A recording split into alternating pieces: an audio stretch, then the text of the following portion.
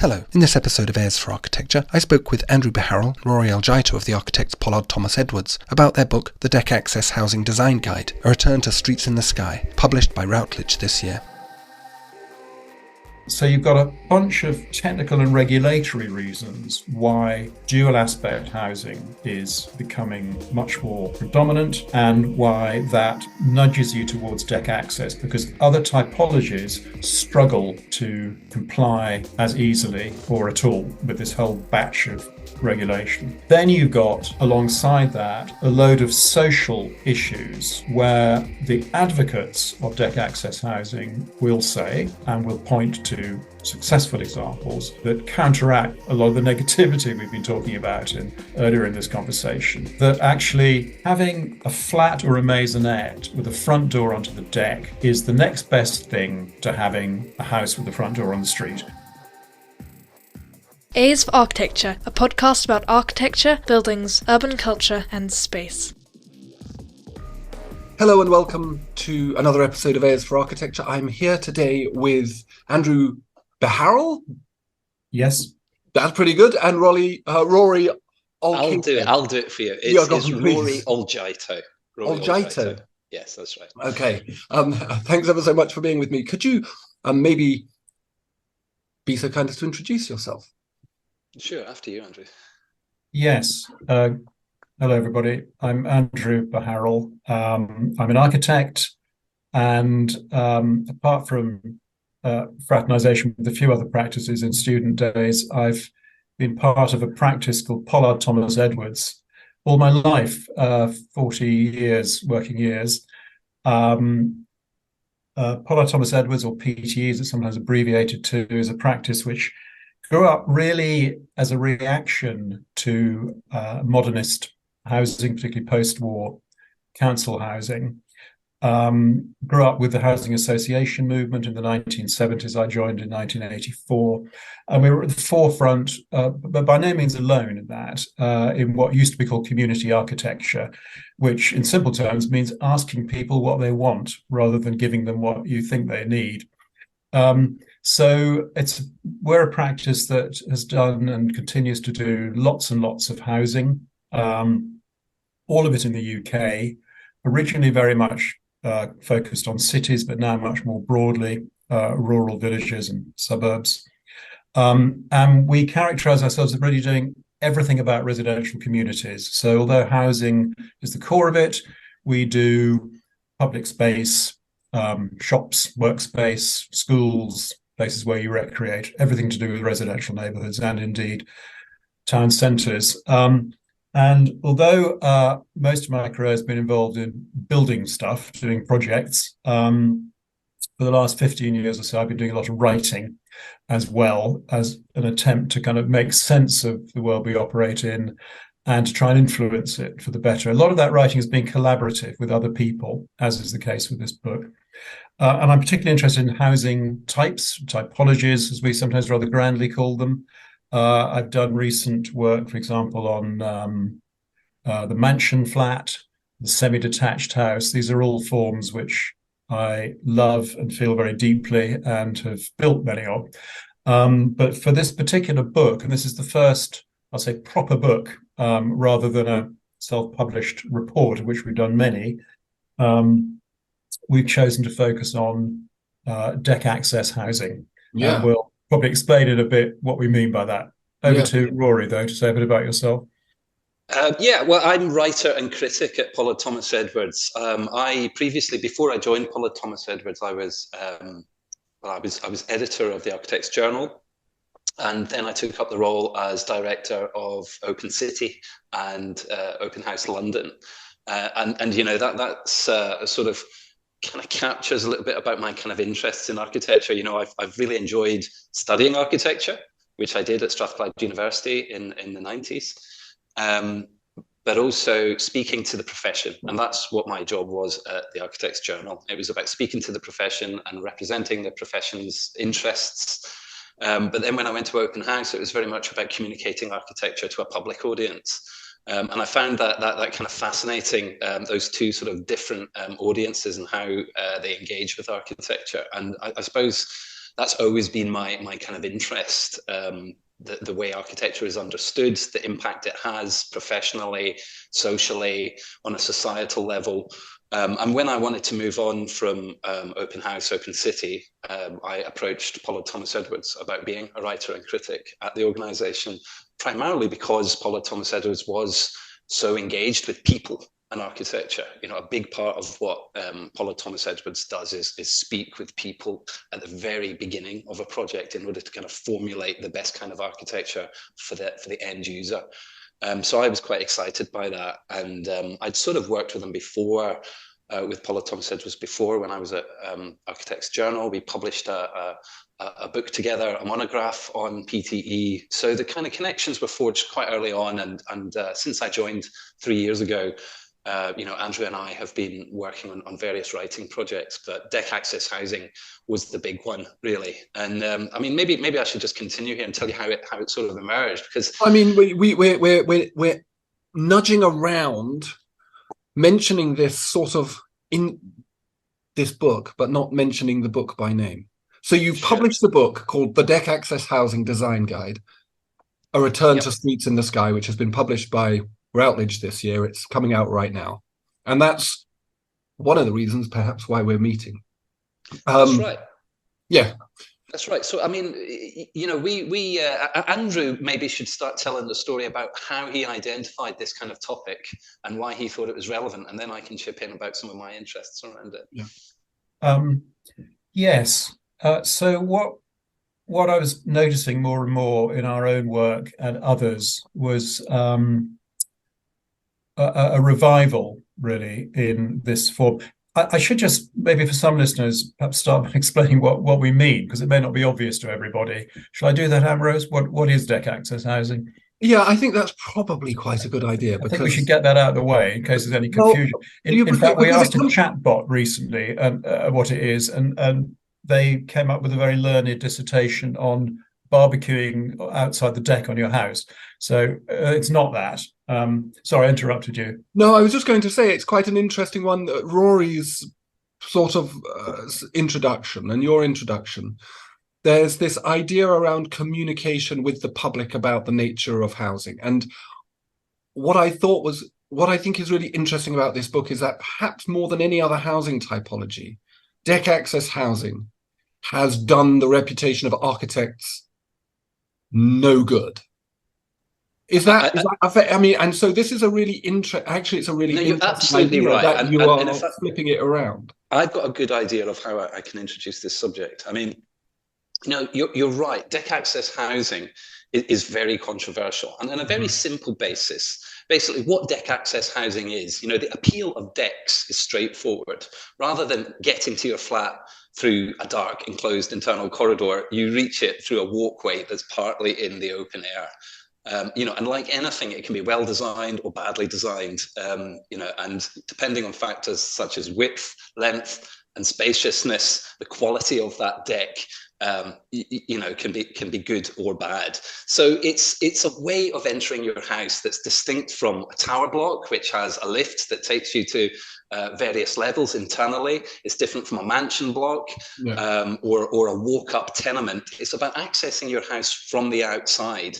And, this was an extremely common way of housing, mass housing people in the 20th century. But it went through a kind of reputational roller coaster, as Andrew describes in his introduction, where it was kind of sidelined through a mixture of politics and challenges between understanding between the public and private sector. And it kind of fell victim to those forces. As Miles Glendinning and Stefan Muthasius have argued in their book Tower Block. Now, Tower Block, their book is a study of post-war housing. There has probably never been another feature in UK public housing which has been so widely criticised, yet so widely used as deck access to blocks of flats. I mean, this was the standard way of providing mass housing throughout the 20th century. Is it worth perhaps going back a bit further, Rory? Because well, you could go back to the Romans, but our book we go back to about 1850, which is the where you start to see what we once called philanthropic housing organisations like Peabody, Guinness a bit later, William Sutton Trust, and so on, building brick, what sometimes called tenements, for the industrious working classes, as they would have put it, or the artisan classes. And they very frequently adopted what they generally called balcony access at that time. These terms are fairly interchangeable: balcony, gallery, deck. We've even heard loggia and ambulatory from some highfalutin architects. And they did that, I think, largely because being in the open air was perceived to be a good thing. They were very concerned about public health. It was that time in the growth of Victorian housing where people were starting to understand the how disease spread and importance of clean air, and the avoidance of kind of fetid staircases and so on. I mean, that's very that's very much the case. Part of their characteristic is that they were, by comparison with what perhaps we instinctively think of today in terms of post-Second World War reconstruction and vast estates with very long decks, these were relatively more compact buildings. They were almost invariably built of brick, and they were broken down into relatively smaller social groupings. And those that have survived and are still in use, and there are many of them because they're very robust, they're very popular. And I think they've, as a result of good management and continuous upgrading, they've remained good housing. Rory? So I think what Andrew says is absolutely right. I mean, the story of deck access housing is the story of mass housing per se. I mean, basically, it goes back to the 1850s and the philanthropic housing that was built to deal with the deserving poor, as they were called. It was, this was a time when cities were industrializing. There was huge migrations to cities, and urban modern societies were presented with a new problem of how do you house so many thousands of people? So the kind of story of modern housing is the story of modern deck access as well. But again, as Andrew says, these were called balcony access, galley access, all sorts of different kind of ways of describing this. But post-war, we started to see the influence of modernism on the building type. So concepts such as streets in the sky, where a much broader deck was produced, we started to see that post-war. And, this was all influenced by the internal street in Unité d'Habitation in Marseille, Corbusier's building, that every local council went to see post-war. There were other adventurous deck housing schemes that were being developed in Holland and in France that were proving influential as well. But England, and I mean England more than Scotland and Wales and Northern Ireland, picked up with deck access more than any other country in Europe, apart from Holland. I mean, we should just qualify, Rory, that the Unité itself wasn't deck access. No, it was an internal corridor. What it did do was develop new Maisonette typologies. And sure. The Maisonette, or some architects prefer to, or state agents prefer to call them duplexes now, evolved very much in tandem with the deck. And you'll be aware that many post-war deck access housing schemes are Maisonette schemes, and Park Hill is a famous example of that. So instead of having a deck on every level, you get it every 2 or 3 levels, and you go up to one flat, down to another. I'm digressing slightly, but I'll just finish the point, which is that one of the consequences of that, in some ways very clever sectional planning, was that you get rows and rows of front doors on a deck and few, if any, windows to habitable rooms. And that meant that you had a lot of coming and going, but very little overlooking. And that was a contributory factor to some of the eventual social problems that emerged in those schemes. Yeah, and the reputational bring us back.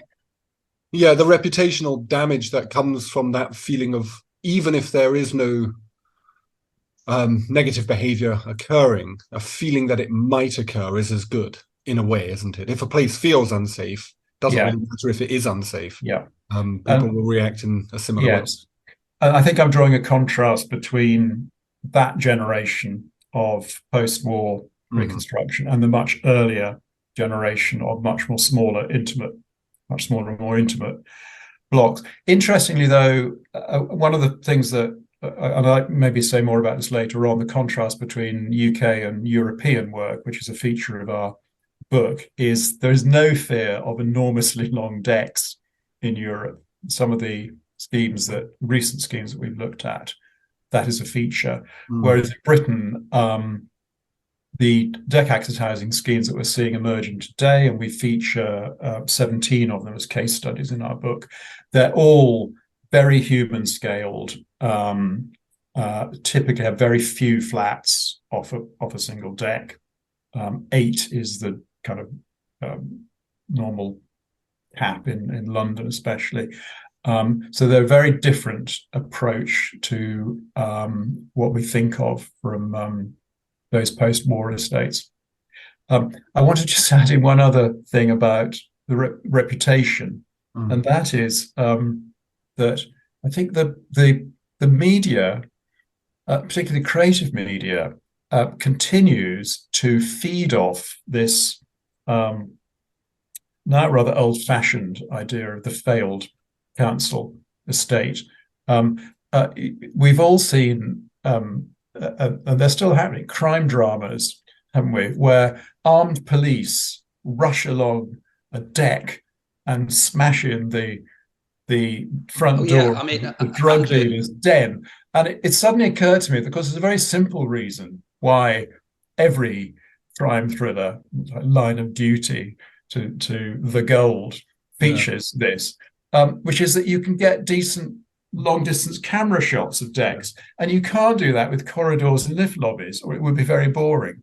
So, unfortunately, the typology is rather kind of filmic. If I could just, that hasn't helped its reputation. If I could add to that, because I think Andrew makes a very good point as usual, but I actually think that point is even sort of deeper and darker than that. Actually, that sort of ingrained negativity of deck access. As Andrew says, anyone familiar with crime dramas from Luther to Line of Duty will know that deck access has become like a shorthand for urban dystopia. It's become a gothic element in the same way that the sort of basement or the cellar has.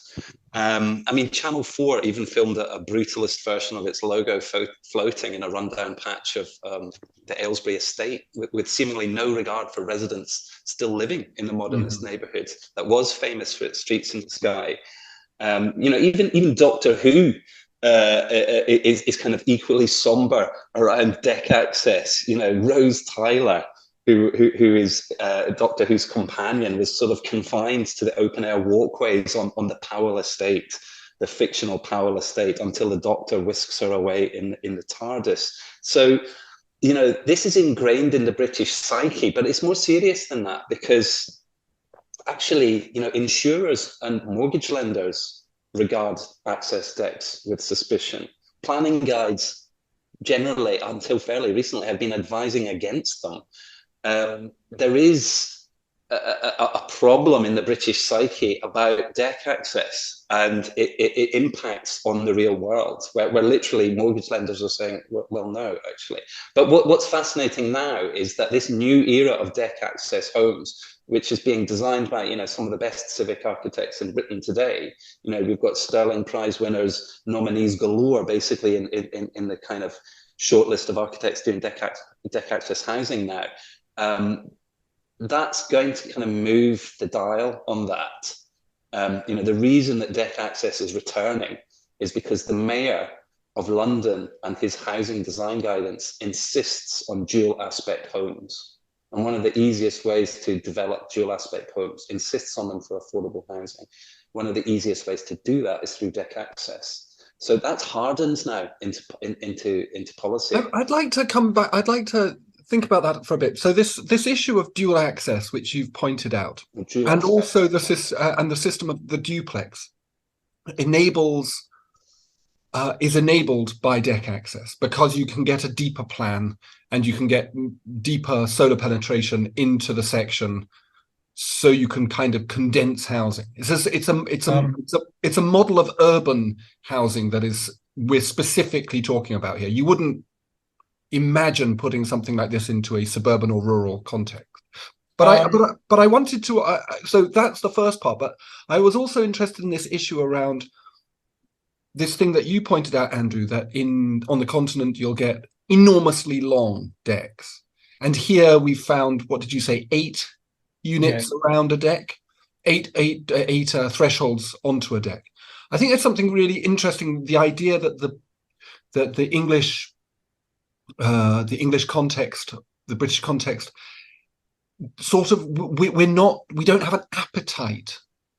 We don't have the same cultural values, perhaps. Perhaps there's something more indigenous about the way that we kind of think about housing that you can't make policy for.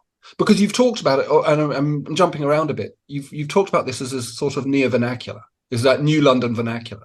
So maybe the vernacular is that we need to reimagine and reformulate the notion of deck access according to customs on this part of the planet. So, Ambrose, I mean, it is. You're right. There is a problem here, but it's a social and political problem that has generated this antipathy. Okay. You know, as we see in Europe, there's nothing innately anti-human about long decks. You know, it goes back really to the middle of the 1980s. You know, and 5 years into the Conservative government and their controversial right to buy policy. An academic, Alice Coleman, published Utopia on Trial.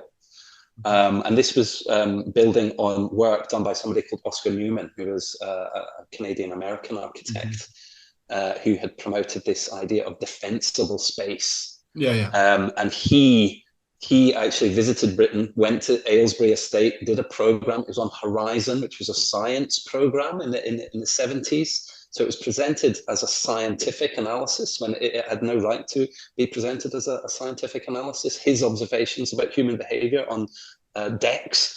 And as a result, that influenced Alice Coleman, who wrote this book, Utopia on Trial, which was then picked up by the Conservative government at the time. And she basically linked housing schemes and cited elements of housing schemes like deck access as being a root cause of social unrest in Britain's towns and cities. But at the time, you know, there was a huge amount of social change in finance and economics and the kind of jobs. But for some reason, you know, it was easy just to sort of blame this all on, you know, a kind of architectural element. You know, this ultimately, in my view, was part of a land grab when public land was reprivatized, basically after you know 30 years after the war. So it kind of got caught up in that kind of major shift from the public sector to the private sector that happened in the 80s. And I think Andrew himself has, you know, witnessed some of that. You know, I think you saw a major scheme in the East End, the deck access scheme, that was being replaced by. I'm going to drag us back to Ambrose's question in a moment, but it's an interesting line of aggression. Yes, I mean, a lot of my early career was, and indeed our peer practices, was in taking really quite recently completed estates that might have only been finished in the early 70s, but were already by the late 80s, early 90s showing serious signs of failure. Sometimes that was technical, physical failure in terms of, you know, water ingress, noise, mold, even structural problems. But often it was social pressures, where the combination of design and management and the nature of tenancies, which had shifted from people in low-paid work towards people who were often out of work, and estates were available homes were increasingly, and for very good reasons, focused on those in most need. So estates were starting to shift their composition into centres of deprivation, where you put a lot of people who have problems together, and you don't increase the level of management and support accordingly. You get difficulties. So those difficulties aren't caused by architecture, but architecture can exacerbate them, and that's what was happening in these cases. So we were reviewing, and in most cases demolishing. Now, it's very controversial today for other reasons to do with climate change and embodied carbon and retrofit, but more often than not, having done an options appraisal on keep them as they are, adapt, remodel, or demolish, the solution at that period was demolition. Mm-hmm. So we were demolishing, including one of my first big projects of that nature was Tower Hamlets Housing Action Trust in Bow, the Favour Walk, quarter-mile long brutalist blocks. Today, they'd probably there'd be a campaign to save them. But that, in the context of an estate and a programme which had a very effective and high degree of tenant power, tenants on the steering groups, was a fantastic programme, but a very expensive government programme, which won't be repeated. The tenants were determined to start again. That was their choice. That's very interesting, isn't it? That you get this. I mean, behind me up here, I have a model of a section of Robin Hood Gardens, which is made by one of my students this year for his master's dissertation. And before that was demolished, I think it was 85% of the residents wanted it demolished. Which yes. That was. I think we're risk simplifying a very complex controversy around Robin Hood Gardens, but the gist of it is the tenants wanted it gone. It was architects who wanted to keep it. I should say that I was actually involved in the campaign. What a gulf of understanding. But I want to try and, if I may, Ambrose, I think we dwelt a lot on the problems. Yes, for I'd sure. like to drag us round to the benefits and why we perceive it to be more popular today, and who wants to live there.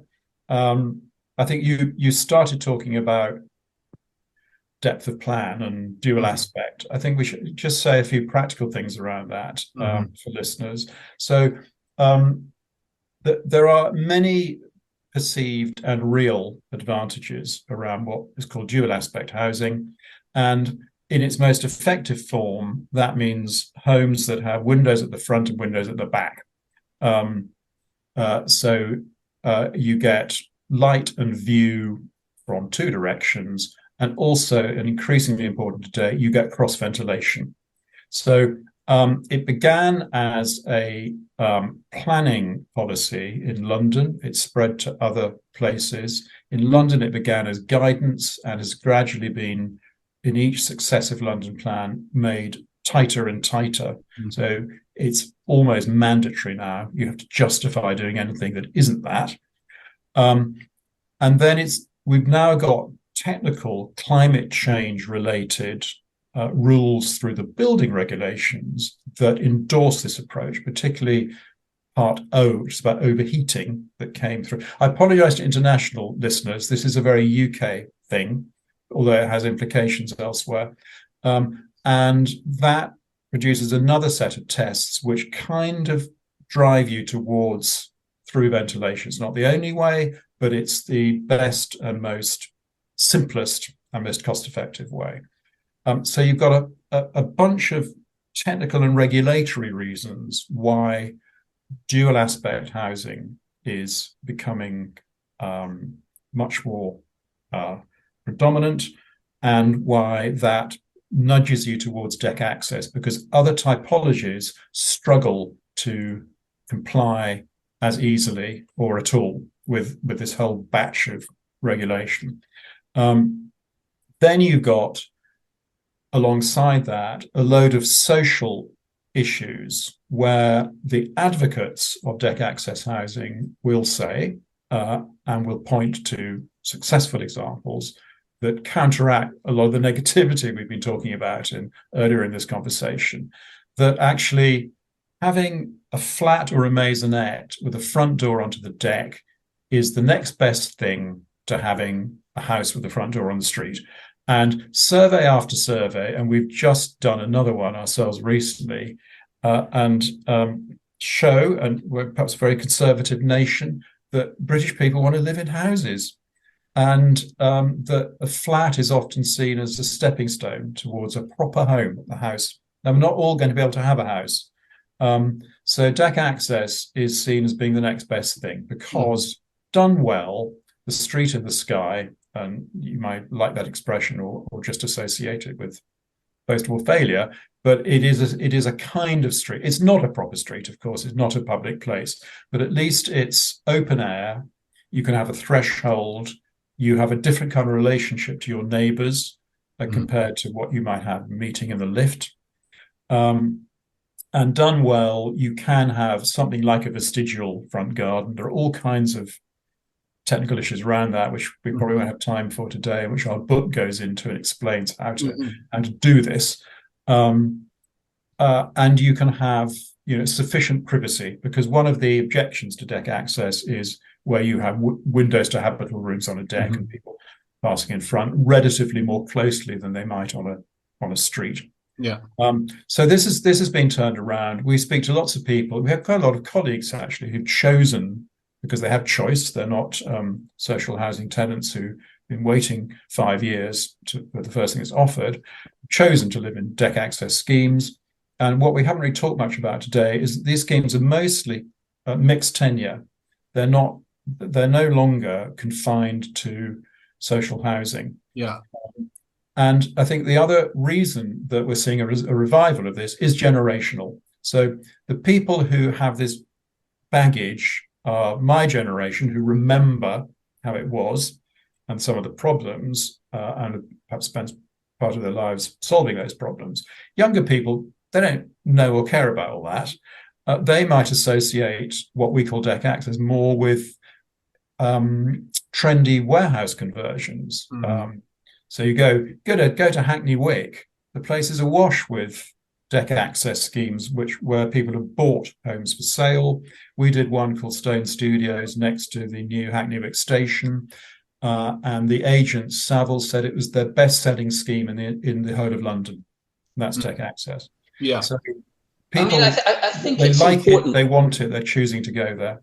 But developers are still very cautious. Many are very conservative in their approach to it. I mean, it's important to realise, I think, that deck access as a typology actually has a rich design history. This is what's kind of interesting about its perception or misperception. Because if you go back to the kind of first deck access scheme, which is sort of considered to be Henry Roberts' Bloomsbury housing block. Can't remember the name of it, but it's actually, it was a radical statement of intent at the time. In the 1850s, when it was built, slum landlords were presiding over sort of wretched shacks, made with sort of brick and tileless, with, just cheap rubbish. And this building, it was a 5-story block in yellow stock brick. Had stucco dressings and recessed sash windows. Its flats were spacious. It opened onto a courtyard. This was a stunning piece of architecture. And the new architecture that we're seeing now is really fascinating too. And it's being done by some of our better architects. Henley Halebrown, who won actually the Neve Brown Award for Housing last year. They've done a lovely scheme which explores decks through sort of playful bridges and arches and loggias, as he refers to them. Matthew Lloyd Architects has kind of blended new build deck access with a historic Bourne estate, which is a very early deck access scheme from the 1900s.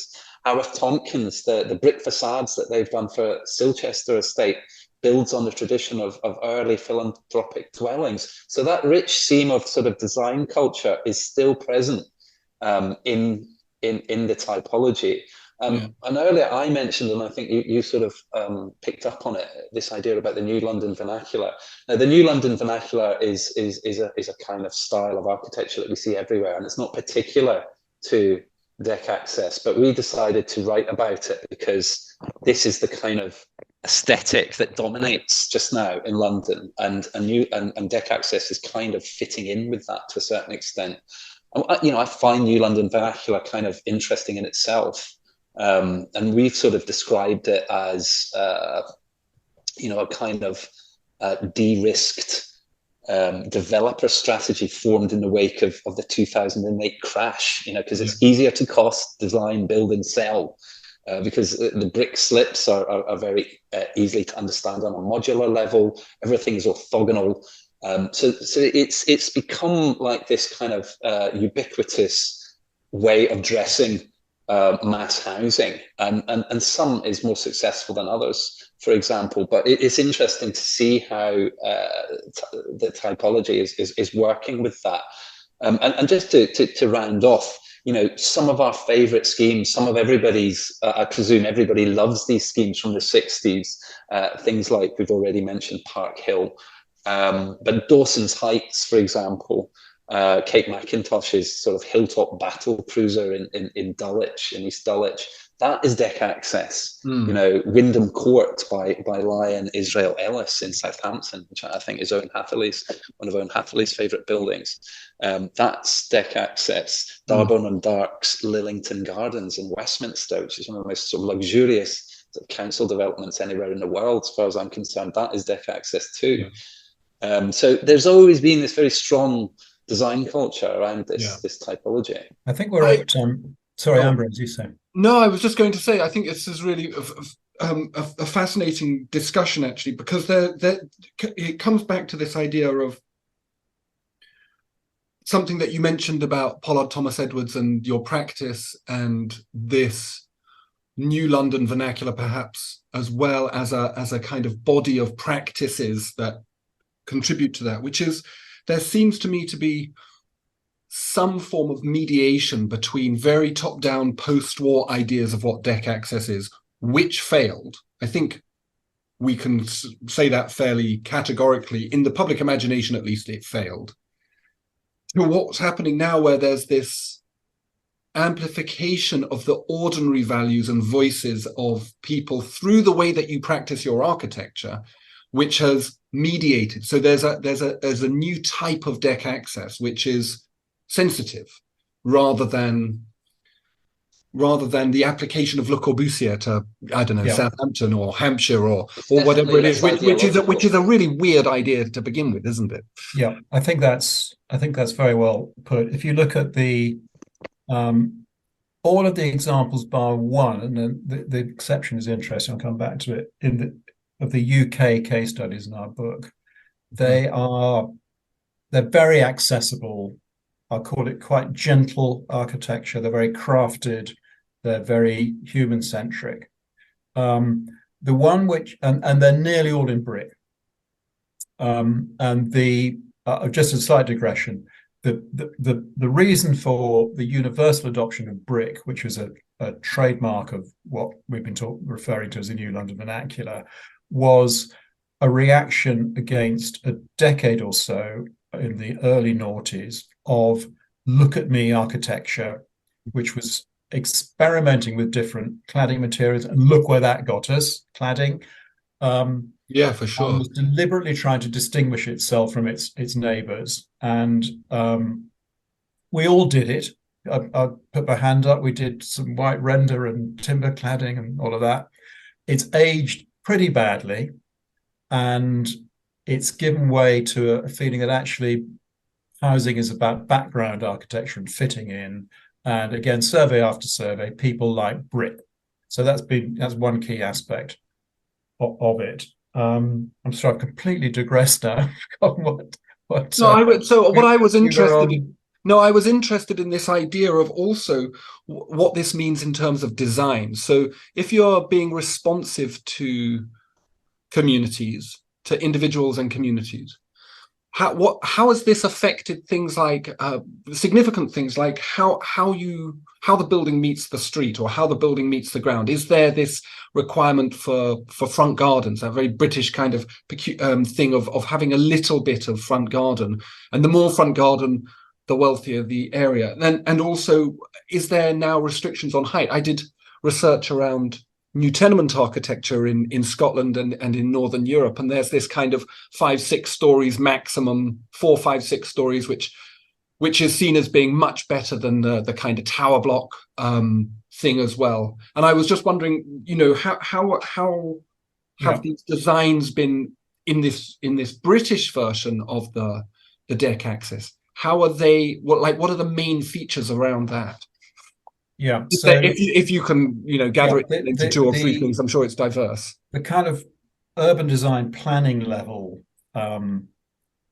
parallel to the architecture of the New London vernacular is the street and the perimeter block and mid-rise apartment blocks or mid-rise buildings of whatever their use. So mid-rise is what?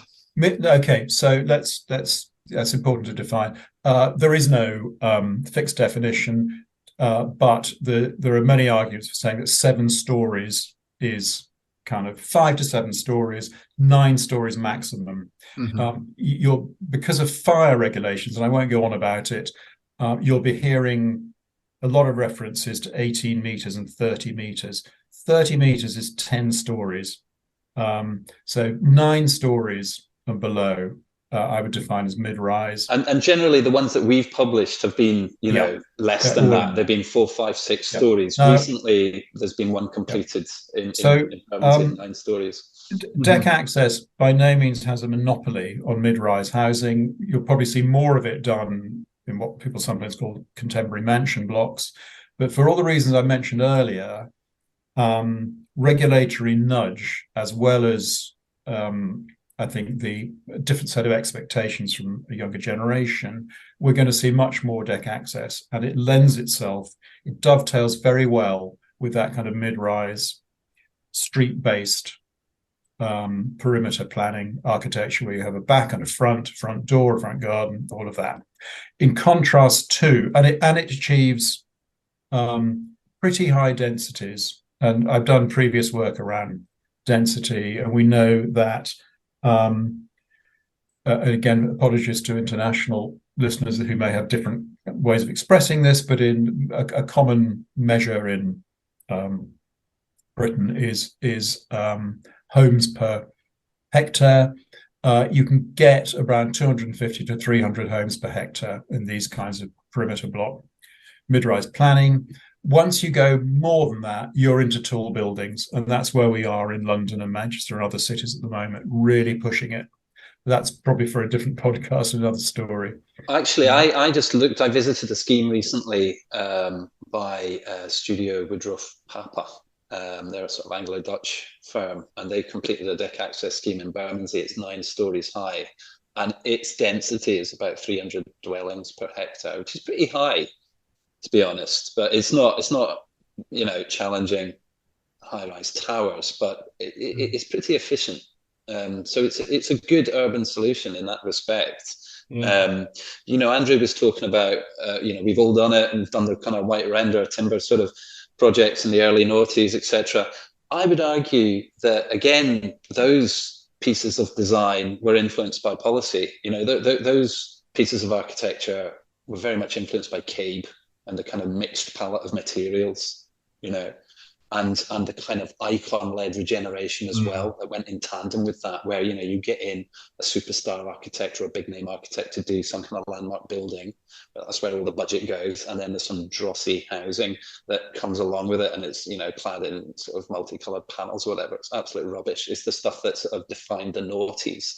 But I would argue, actually, that the kind of brick buildings that we've seen emerge hasn't been like this kind of particularly clever response from the architectural community or even the developer community. I think it's policy. Again, if you look at the London 2009 Housing Guide, it actually calls for a new London vernacular. It actually uses those words. in the 2009 London Housing Design Guide, the draft guide. That was the one that called for dual aspect homes and mentioned deck access, but it also said develop a new appropriate vernacular, a new London vernacular to suit this. And the response has been this kind of shift towards brick. And there's all sorts of reasons. It's not just because of this one document.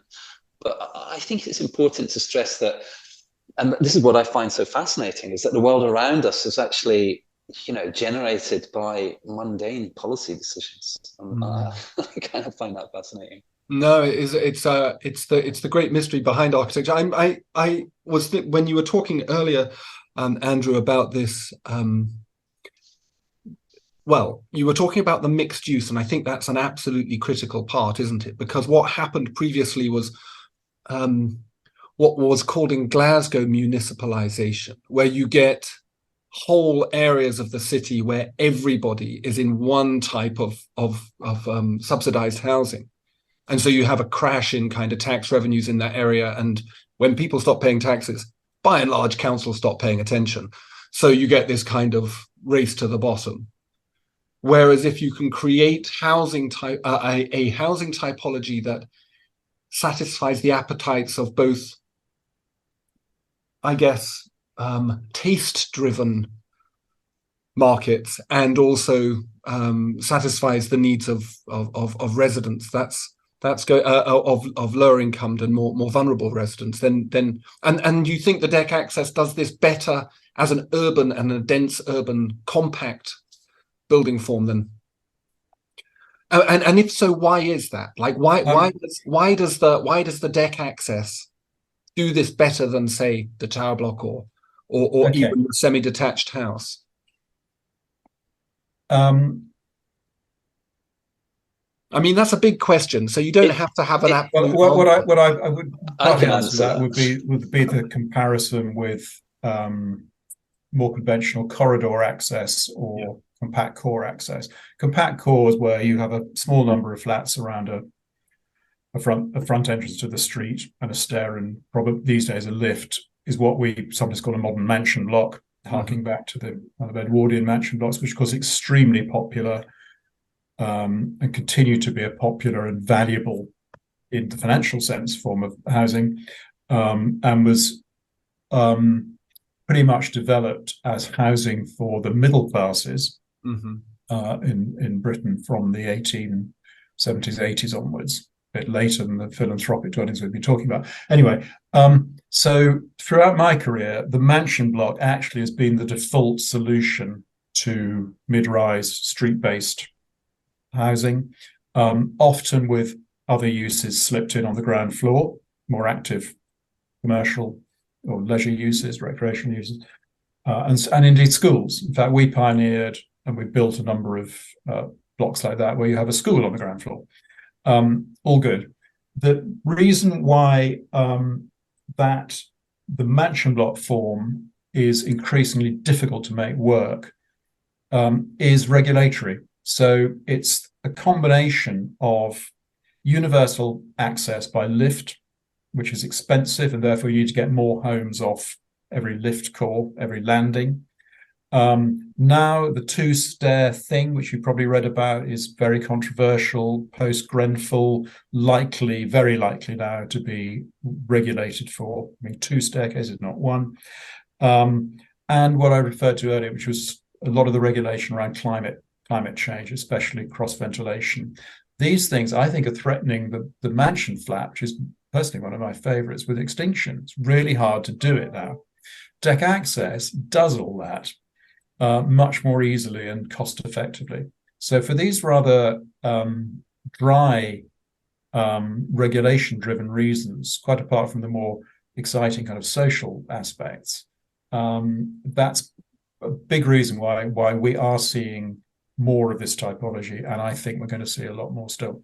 I mean, the sort of story of British housing over the last 120 years actually has been a kind of three-way battle, between mid-rise housing, often deck access, high-rise, and the villa or the cottage.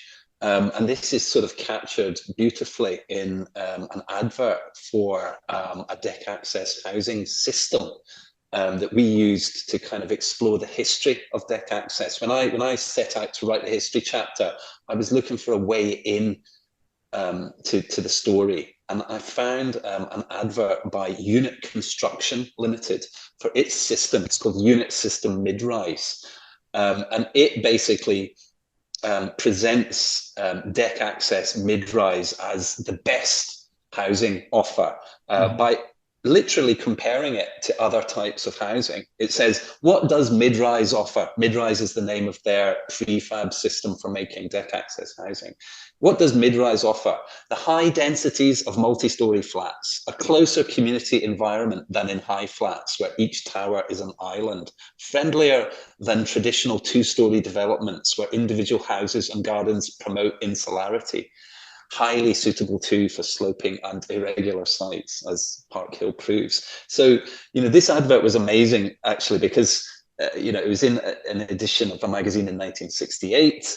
It was promoting deck access with this kind of text and a drawing that looks modern. It looks like the Unité in the advert. So it's kind of fascinating that this building type has sort of set itself against the other types. And, if you look actually at the history of development, it's been there from the beginning, right back at the start in the 1890s, just when the LCC, London County Council, was set up and started building working class housing like the Boundary Estate. At the same time, it was drawing up plans for low-rise suburban expansion plans. Mm-hmm. So these different types of housing, towers, suburban villas, and mid-rise, often deck access, have been in contest in the British kind of housing sector for about 120 years now. And now we're just seeing the return, once again, of deck access after sort of 30 years absence. I'm Rose. I wonder whether I'm conscious. I think you said a lot of your visitors are international, not British, and our book is mainly focused on the UK, and that's what we've been mainly talking about today. I wonder if it'd be worth just saying a little bit about its broader application in other countries and continents. Would you like us to do? Yeah, I think that would be very interesting, actually, because it's not just that. It's a lot of the people that I teach. Are going to be practicing in other countries, and I think one of the things that most intriguing about your book, which is very nicely laid out, it's very clear. It's the work of an architect. You can see that. Is that how we can take sort of learning from this book and use it to? Housing is the critical issue for architecture of our day. Again, it's become, if urban regeneration was it in the late 90s and early 2000s, and so we got this kind of absurdism of squiggly buildings and buildings that look like they've been melted. Then now, and COVID-19 crisis evidenced this with significant issues around isolation. Obviously, the housing crisis, obviously the defacement of the countryside and suburban areas by appalling houses. On the episode I did with Flora Samuel, she had encountered some new housing which was built with a 7-year lifespan. 7 years. So how do you even get a mortgage on that? So the answer is you don't get a mortgage on that. You buy it outright and you Airbnb it or you rent it. So it's not dealing with the housing crisis. Anyway, so this is the critical issue, but it's the critical issue across much of the world now. So I think it is really good to think about it in the international sense. In short, I think all of the practical advantages of deck access housing, which we talked about, are entirely applicable in places with comparable climates to the UK. Our book does have a whole section on continental Europe. We were fascinated to find that really modernism is alive and well. There's a kind of unbroken tradition, and deck access is very common, and it's practiced many of the examples are big and bold, Mm-hmm. and they are taken from Southern Europe as well as Northern Europe, so they cover quite a wide climate range. Our book does not go beyond Europe. If we get to do a second edition, I hope that we will, because you think of in the States, you think of motels. I do. Fascinated by motels. Motels are deck access housing. Yeah. Typically 2 stories, sometimes 3. And of course, they've got their own huge mythology in movies. Think of the Florida Project, for example. I don't know if you know that one, which is deck access housing, not a motel. So it does exist there in sunnier parts of the US. So I'd love to expand into that in another edition. I've been recently to Central Asia, where, of course, the caravanserai is a part of the ancient heritage and was a courtyard with typically 2 and sometimes 3 stories of open galleries. Yeah, I worked actually on a restoration of a caravanserai. So there is a tradition there. I confess to a high degree of ignorance around the Far East, and many of your students may come from the Far East and therefore be expert in it. But I would suggest that the typology is suitable to hot and humid climates. I mean, the veranda is a feature, isn't it? So it's probably a colonial word that we're not supposed to use anymore. But the covered outdoor space is a way of dealing with high levels of insolation, and cross ventilation was also an important response to humid climates. The same would apply to parts of Australasia, I think. So so we would love to, I think, in the future, research that. I think it does already. You're already pointing to that, though, in the way that you've documented plan types. Because I think when people think of deck access housing, they think of things like Robin Hood Gardens or Park Hill, which are great big, long, kind of sinuous snakes in the landscape, which this dual aspect thing is clear in. But actually, you document L shapes, you document essentially courtyards and perimeter blocks as well. And these are also models of deck access housing that can work. And therefore, I think there is global application for this. You know, it's not a assumption. I think that was very kind of you to say that the book has been well laid out, and we did have a very kind of simple sort of idea behind the book. It includes basically a history of the evolving house type, because we couldn't find a history anywhere of deck access housing, so we thought we'd better write one. It includes recent British and European case studies.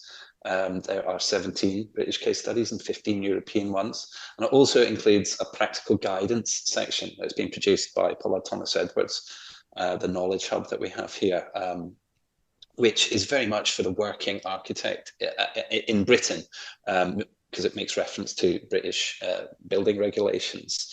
So the idea was to provide a useful book that was also interesting. My background in magazines has really informed the book.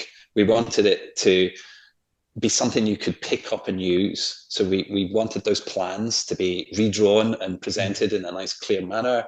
Not every layout is exactly the same. So, in Apparata's scheme, A House for Artists, for example, we present the plans, but also a really beautiful kind of skewed AXO plan drawing that they've done that shows how the floor of the entire scheme, one floor of the entire scheme, might be used.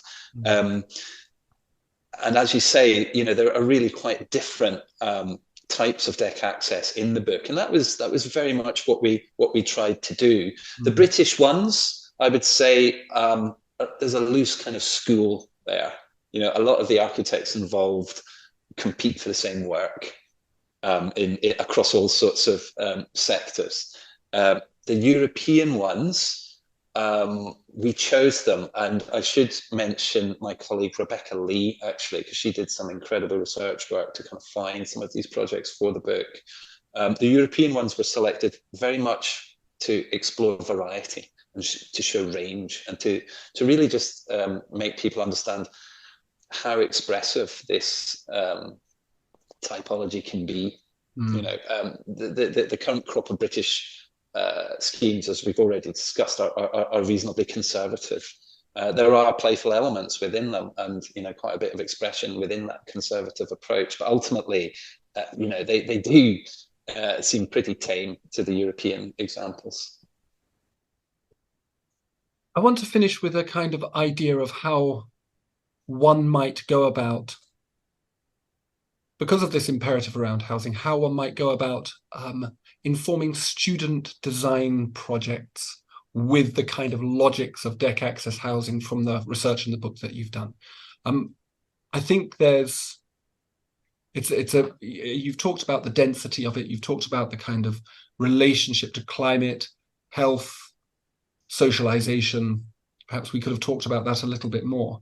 But I wondered whether you had any kind of guidance or advice about how you go about starting to think about designing deck access housing. Like, what do you do to begin?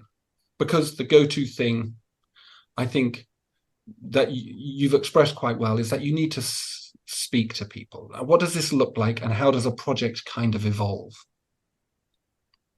Yes, I think it would be great to set a student design project where different groups of students worked in different real or fictional sites within different cultures and climate zones, and because I think it is it's probably not applicable in extreme areas that suffer extreme cold and ice and snow, frankly.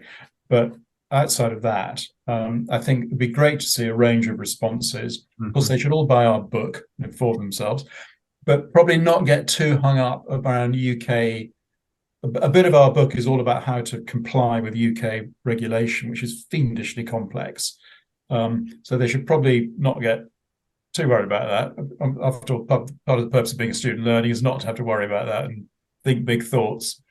But the big thoughts need to be coming from putting ourselves in the shoes of the occupier, the resident, thinking, well, if I'm this person living in this place, maybe you build a fictional biography for your client. So